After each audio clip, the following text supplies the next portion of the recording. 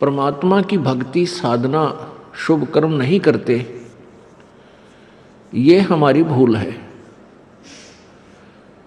आज कोई दुखी है तो अपने पुण्य से, अपने पाप से, कोई सुखी है तो अपने पुण्य से। ये पुण्य और पाप कब हुए थे?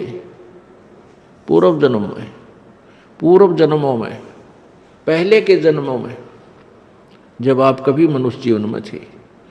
तो उन पुण्य और पापों का आपको अब भोग प्राप्त है।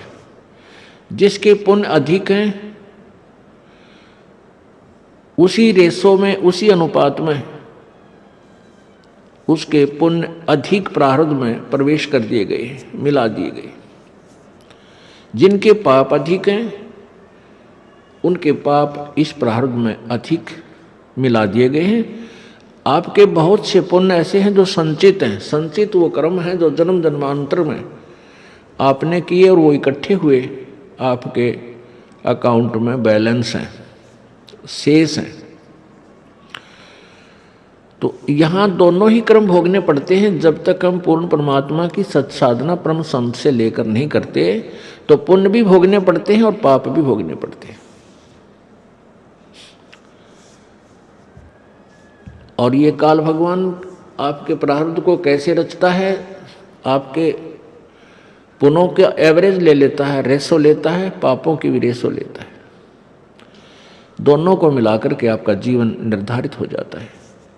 जिनके पाप घने हैं वो दुखी घने, जिनके पुण्य अधिक हैं वो आज सुखी नजर आते हैं। उनके पास कार, कोठियां, संपत्ति, संतान अच्छी है। पुण्यात्माओं, ये प्रारब्ध तो प्रत्येक प्राणी भोग ही जाता है, चाहे वो परमात्मा का नाम बिल्कुल भूलकर भी नहीं लेता। और ये भी कहते हैं कि हम भगवान को नहीं मानते, परमात्मा कहीं नहीं है, क्योंकि वो नास्तिक हो चुके हैं। नास्तिक वो प्राणी होते हैं जिनको कोई बचपन से ही ठीक मार्गदर्शन यानी आस्तिक परिवार नहीं मिलता या कोई साधु संत उनको नहीं मिलते। जो बिल्कुल नास्तिक हैं, शराब पीते हैं, मांस खाते हैं, बकवाद गढ़ते हैं और वो आजीवन सुखी नजर आते हैं, जो यहाँ का हम सुख मानते हैं, और मर भी आसानी से जाते हैं। उनकी मृत्यु भी विशेष कष्टदायक नहीं होती है। और कुछ ऐसे भक्त भी होते हैं जो भक्ति भी कर रहे हैं किसी ना किसी इष्ट देव की, और वो दुखी भी हैं और भक्ति भी कर रहे हैं। अब जो दुखी हैं वो भक्ति इसलिए करते हैं कि हम सुखी हो जाएं, वो उनकी मजबूरी है।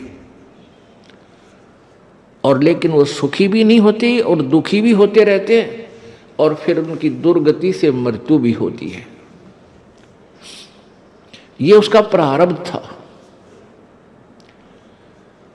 अब यहां समस्या आ जाती है कि जो व्यक्ति कॉमन होते हैं, न्यूट्रल होते हैं, वो ये कहते हैं भी उस व्यक्ति ने कभी भक्ति नहीं की, ना अच्छे काम किए, और सारी उम्र ठाठ करे, बढ़िया उसकी संपत्ति, संतान थी, खूब बरकत हुई इसके घर में, और मर भी आसानी से गया। उसको कोई परेशानी नहीं उठानी पड़ी, ना कहीं बड़ा सा कोई ज़्यादा बीमार हुआ।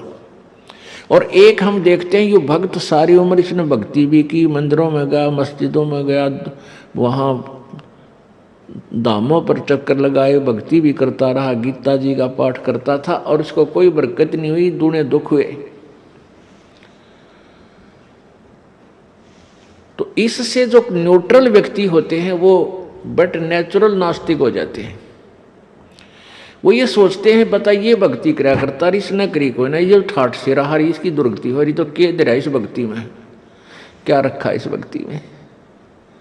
तो पुण्यात्मा, ये तो है कॉमन सोच, अपनी साधारण व्यक्ति की, अपने लेवल की, अपने स्तर का ज्ञान है, ये लोक वेद है। इन सभी धारणाओं को सेट करने के लिए, सभी धारणाओं को सुचारू करने के लिए भी कौन से काम करने चाहिए, कौन से ना करने चाहिए, और वो जो व्यक्ति सुखी रहा सारा जीवन ठाठ किए, वो उसमें क्या राज था, और जिसने भक्ति भी की दुर्गति रही उसमें क्या राज था, इसका निर्णय संत देते हैं, सतगुरु के विचार देते हैं, परमात्मा के सदग्रंथ देते हैं, परमात्मा का विधान बताएगा।